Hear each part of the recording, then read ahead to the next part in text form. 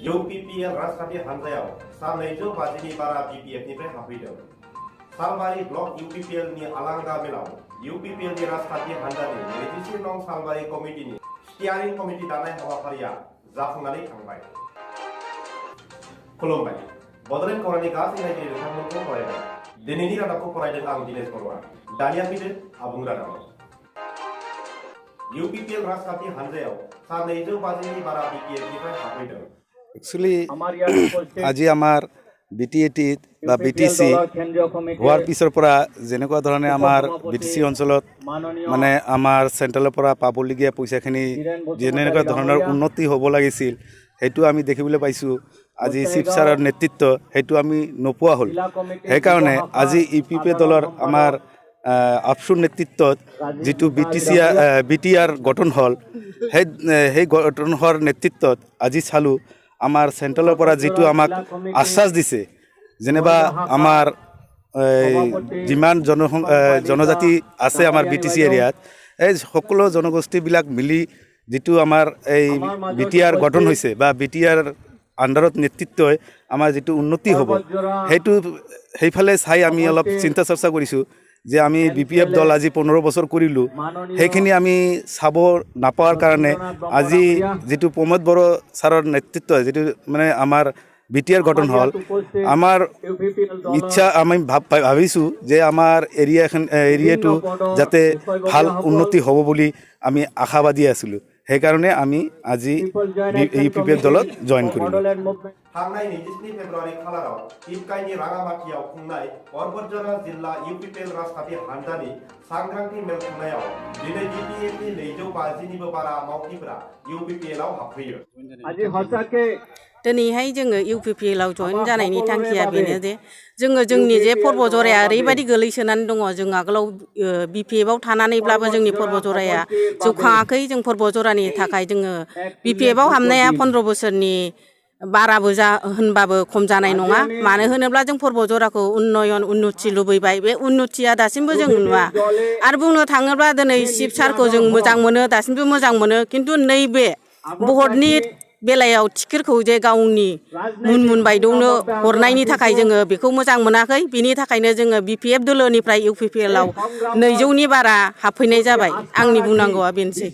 बे हाबाफारियाव NDF-B-निफ्राय बि जोंब्लाव people joint action committee for Bodoland मुभमेन्टनि मिरु लिंथुमगिरि जेसर नार्जारी, UPPL-नि लोगो आफादगिरि जिरन बसुमतारी, 1 नं परबतजरा बियाबनि MCLA जतीन्द्र नाथ ब्रह्म। दिनैसिम 15 बोसोर BTC सरकारा जे सरकार सालायनायाव मा मोनखो? BTC सरकाराथ' जेबो होआखै बुंनो हायो जोङो। पर्बतजरानि खेथ्रआव नायोबा गावसोरथ' पेपारै कलमै MGN रेगानि गासिबो खामानियाथ' गावसोरसो माने खाथाजों खलबजों गासिबो नंगौ खिन्थु खामानियाव गैयैखौ जों नुनो मोन्दों आरोखि पर्बतजरानि रायजो राजाया। बिनिखायनो जोङो पर्बतजराखौ उन्नति लुबैबाय सोलायनाय लुबैबाय। जेरै सोलायनो लुबैनायजों लोगोसे जोङो दौलै नोगोरै जोङो गासिबो BPF-नि माखासे एक्स मेम्बारफोर एक्स सेक्रेटारि प्रेसिडेन्ट गासैबो गिदिरनिफ्राय उन्दैसिम पर्टफलिय' मोननायफ्रा दिनै UPPL-आव हाबफैनाय जाबाय। People joint action committee for Bodoland मुभमेन्टनि मिरु लिंथुमगिरि बिश्वनाथ ब्रह्म आरो गसाइगाव परबतजरा जिल्ला people joint action committee for Bodoland मुभमेन्टनि आफादगिरि नेहाथारिफोरजों लोगोसे बिबानगिरिफोरा बाहागो लायो। আজি UPPL-ত যোগদান হোৱাৰ উদ্দেশ্য আমাৰ এইখিনিয়ে। আমি যি BPF দলৰ লগত 2003 চনৰ পৰাই জড়িত আছিলোঁ।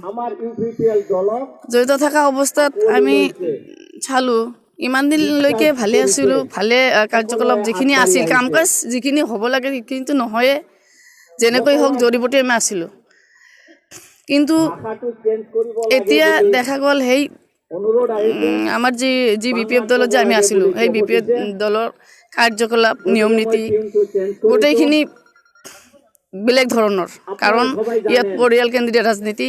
তাৰপিছত মই এজন ডিষ্ট্ৰিক্টৰ জেনেৰেল ছেক্ৰেটাৰী হওঁ BPF-ৰ আৰু মই 2003 চন থাকি BPF-ৰ লগতে আছোঁ। যদি ডিষ্ট্ৰিক্টৰ কিবা ৰিপৰ্ট জেনেৰেল ছেক্ৰেটাৰী এটাই ডিষ্ট্ৰিক্ট চেণ্ট্ৰেলৰ মিটিঙত ৰিপৰ্ট প্ৰেছ কৰিব লাগে সেই ৰিপৰ্ট যদি সিহঁতৰ মনোবতটো সিহঁতৰ মন গড়া যদি নহয় তেনেহ'লে বহুত ধৰণৰ অসুবিধা হয়।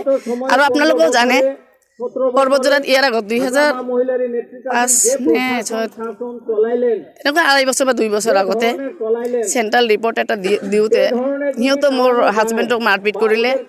তাৰ পিছৰ পৰা তথাপিও আমি এইখিনি লৈ হাগ্ৰামা ছাৰৰ ওচৰত গৈছিলোঁ, আমাক তাতো চাপিবলৈ দিয়া নাই, অপমান কৰিছিল। তেতিয়াৰ পৰা মই বহি আছিলোঁ, নহয় বহিও নহয়, দল কৰি আছিলোঁ, কিন্তু সহেন বৰ্মনৰ নেতৃত্বত আমি দল কৰিছিলোঁ। এতিয়া জানিবলৈ পালোঁ আমাৰ সহেন ছাৰ নেকি নিজে নিজে আকৌ নিৰ্দলীয় অৱস্থাত থকা অৱস্থাতো নিজে নিজে আকৌ তাত আত্মসমৰ্পণ কৰিলে, কিন্তু আমি নাজানো, আমাক জনোৱাও নাই। গতিকে এতিয়া যদি আমি দলে বলে গৈ তাত হাগ্ৰামা ছাৰৰ ওচৰত আমাক লৈ যায় যদি চিলিণ্ডাৰ হয় তথাপিও এটা কথা আছিল, কিন্তু আমিতো তেনেকুৱা বলিৰ পতা নহওঁ। আমাৰ ব্যক্তিগত স্বাধীনতা আছে, আমাৰ ৰাজনীতি কৰাৰ অধিকাৰ আছে, BTC গঠনৰ পৰাই আমি একেলগে আছিলোঁ। গতিকে এতিয়া সিহঁতৰ কাৰ্যকলাপৰ ওপৰত এনেকৈ অতিষ্ঠ লাগিছে। তাৰপিছত আমি ডিষ্ট্ৰিক্ট বডি আলোচনা কৰিলোঁ, আমাৰ CWCৰ মেম্বাৰ যিমান আছিল, আমাৰ ডিষ্ট্ৰিক্ট কমিটি যিমান আছিল, প্ৰাইমাৰী যিমান আছিল, আলোচনা কৰি আজি আমি এই UPPL দলত আমি সিহঁতৰ কাৰ্যকলাপৰ লগত আলোচনা কৰিলোঁ। হয়তো প্ৰেচিডেণ্টৰ লগতো আলোচনা হ'ল, সিহঁতৰ নীতি নিয়ম যিখিনি আমাক জনাইছে আমাক ভাল লাগিছে, সেইকাৰণত আমি আজি এই 250 মান মানুহ লৈ আমি ইয়াত জইন কৰিলোঁ। टिपकाय दखरा एबसुनि मावथिफोर आरो ओनसोलनि लोब लोब रायजो राजाफोरनि बाहागो लानायाव हाबाफारिया मेहेर गोनाङै जाफुंसारो होनना जोंनिसिम खौरां मोनफैदों। আমি ইয়াতে যোগদান হলো পৰ্বতজোৰা এৰিয়া, আমি মোটামুটি 250 প্ৰায় 250 মান মানুহ, আমি চেণ্ট্ৰেল মেম্বাৰ, আমাৰ ডিষ্ট্ৰিক্ট মেম্বাৰ বা চেণ্ট্ৰেলৰ CWC মেম্বাৰ, ডিষ্ট্ৰিক্টৰ এছিষ্টেণ্ট ছেক্ৰেটাৰী, জইণ্ট ছেক্ৰেটাৰী আৰু আমাৰ ওমেন উইংছৰ আমাৰ গোটেই যিটো ডিষ্ট্ৰিক্ট কমিটি আছিল সেই গোটেইখিনি আমি আজি জইন কৰিছোঁ। প্ৰায় 250 মানুহ হ'ব। खोरोमदाव लाइफांहारि आरो मनिल दैमारिनि रिपर्ट, बड'लेण्ड खौरां।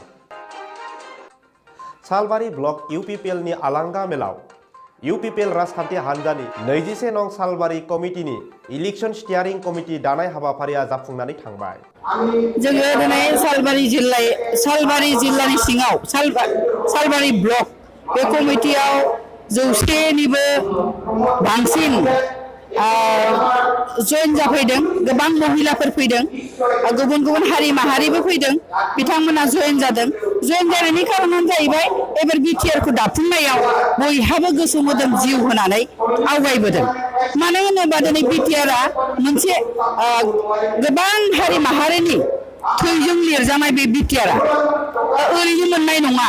गोबां बोसोर दावहा नांबोनानै बा दिनै NDP फोरा गोबां हाथियार दैनानै गावबागाव आगोमा जिउखौ बावनानै मोननाय, दिनै फरायसा आफादाबो गोबाव समनिफ्रायनो आन्दोलन खालामनानै मोननाय दिनै नैबे बिटिआरआ। बेनिखायनो रायजो राजाफोरा मिथिगौ जे जों 17 बोसोरखौ थगायजाबाय, जों थगायजाबाय थालिया होनना दिनै बिटिआर खुंनायाव जोङो बयबो साखाफारा जानानै आवगायबोगोन होननानै जोंना बांसिन आइजो माहारिफ्रा आवगायबोगासिनो दङ, जों बेखौ नुनो मोनदों। थांनाय 22 फेब्रुवारि खालाराव खुंजानाय बे हाबाफारियाव आलासि महरै बाहागो लायो मिरु UPPL नि लेङाइ आफादगिरि प्रतिभा ब्रह्म, UPPL नि आइजो गांखंनि आफादगिरि बिना गयारी आरो आइजो गांखंनि गाहाय नेहाथारि बिउटि बसुमतारीजों लोगोसे कक्लाबारि समष्टिनि MCLA अनिप बसुमतारी बिथाङाबो बाहागो लाहैयो। नैबेयाव दिनै UPPL नि जे सुबुं बे थुबुरमा, बेवहाय बेखौनो आं बुंनो सानो दिनै नैबे समष्टि माने सालबारि ब्लकनि मोनसे बेयो थुबुरमा जुथुमा। बेवहाय माने सालबारि समष्टियाव अर्थात गासैयाव बिटिआरनि दिनै जौगानांगौनि थाखाय, बिटिआरखौ दाफुंनांगौनि थाखाय जि रायजो राजाफ्रा मोनसे सोलायनाय लुबैदों, बे सोलायनायखौ नैबे समष्टियावबो लुबैनायखौ जों नुनो मोन्दों।